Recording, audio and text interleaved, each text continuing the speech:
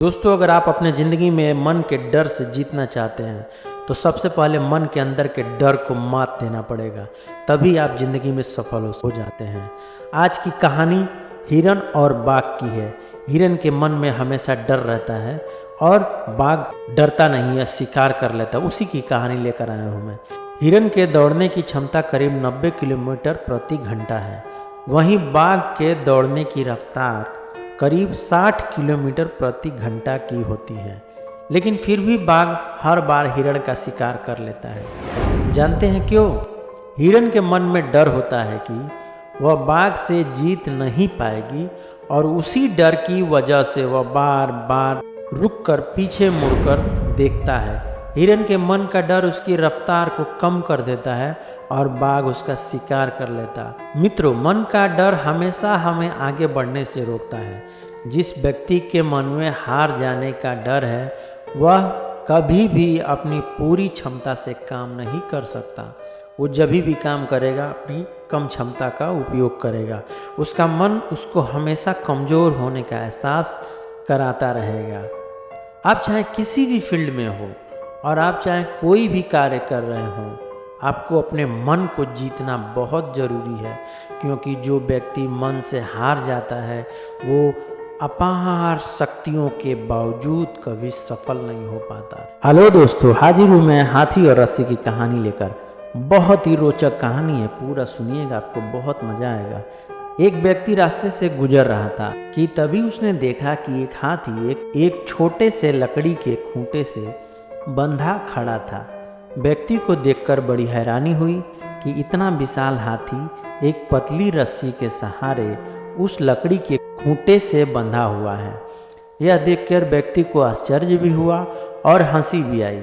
उस व्यक्ति ने हाथी के मालिक से कहा, अरे यह हाथी तो इतना विशाल है, फिर इस पतली सी रस्सी और खूंटे से क्यों बंधा है?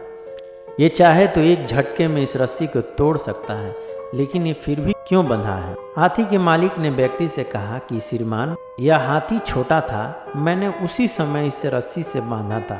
उस समय इसने खूंटा उखाड़ने और रस्सी तोड़ने की पूरी कोशिश की, लेकिन यह छोटा था इसलिए नाकाम रहा।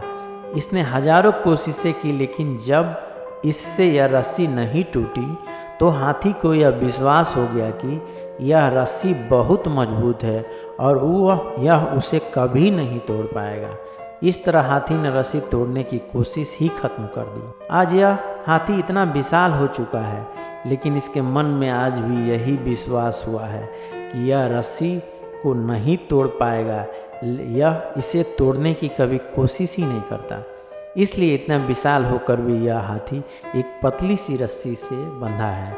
दोस्तों, उस हाथी की तरह हम इंसानों में भी कई ऐसे विश्वास बन जाते हैं जिनसे हम कभी पार नहीं पाते। एक बार असफल होने के बाद हम ये मान लेते हैं कि अब हम सफल नहीं हो सकते और फिर हम कभी आगे बढ़ने की कोशिश नहीं करते और झूठे विश्वासों में बंधकर हाथी जैसी ज़िंदगी गुजारते हैं। तो दोस्तों, अब हाथी जैसी ज़िंदगी मत गुजारिए, बार बार कोशिश कीजिए। देखिए, सफलता आपके कदमों को एक न एक दिन जरूर चूमेगा। नटखट गिलहरी और अखरोट का लालच। ये कहानी एक गिलहरी की है और उसके अखरोट की है। चंदन वन में नटखट गिलहरी रहती थी। नटखट गिलहरी बहुत ईमानदार और बहुत मेहनती थी। वह जंगल के राजा शेर सिंह के यहाँ नौकरी करती थी। शेर सिंह ने उसे 10 बोरी अखरोट देने का वादा किया था, इसलिए गिलहरी पूरी लगन और मेहनत से अपना काम करती थी। शेर सिंह को खुश करने के लिए वो कई बार तो बहुत ज़्यादा काम भी करती थी। उसे खुशी था कि उसका मालिक उसे 10 बोरी अखरोट देगा, जिन्हें वो मज़े से खाएगी और सारी ज़िंदगी आराम में रहेगी। रोज़ समय समय पे काम पे जाती और पूरा काम करके ही वापस आती। कई बार वो काम करते वक्त थक जाती थी तो सोचती कि थोड़ा आराम कर लूँ, लेकिन फिर अचानक अखरोट का ख्याल आता तो वह फिर से काम में लग जाती। कभी कभी काम करते समय वो अपने मित्र गिलहरियों को खेलते हुए मस्ती करते हुए देखती तो उसका भी मन करता कि मैं भी दोस्तों के साथ खेलूँ और मस्ती करूँ, लेकिन जैसे ही अखरोट की याद आती तो वो लालच में फिर से काम करने लग जाती। शेर सिंह कभी कभी उसे बाहर शहर भी काम से भेजा करता था। वह नटखट के काम से बेहद खुश था।